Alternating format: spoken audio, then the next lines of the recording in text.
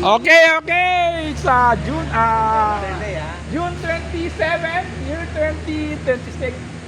Dito kami sa, anong tawag dito? Anong tawag dito area? Dating yung sinunok na shopping center. Hindi, sa, sabi niya, Robinson yan, Robinson Easy Mart. Okay. Ayan, it's already 9:30. Lahat kami dito, naka-scooter lang. Oh. Ayan. Ito yung bagong scooter ni Mel. There. Mel just bought it for 23,000. No? Xiaomi, no? Ito kay Ted, no? Bagong battery.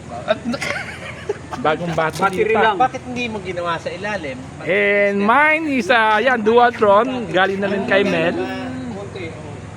Kay Dan, ito, that's Pikes. Pikes, tama, diba? Bromnut. May version nito na electric. Galing Okay. It's a beautiful Saturday morning. Wala, we didn't bring any RC stuff. We just we plan to enjoy the ride.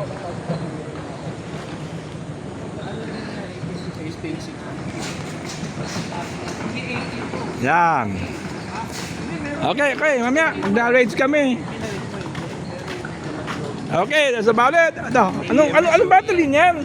Ilang S pa talaga yan? Ilan? To 37. Ilan S? Ilang S yan? Laki Hindi, nga, ilan 700 yan. 31,700.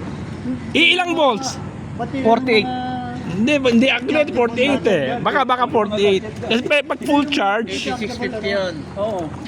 magkano inabot tong battery? 10 Celsius. Ay. Charger yan. Binili ko na mga battery. Ha? Pala sa Dualtron ko 18 volts yun. Yan na ng battery.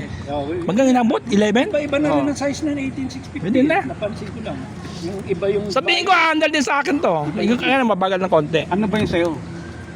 Sa akin, 14S Hindi, ano ka?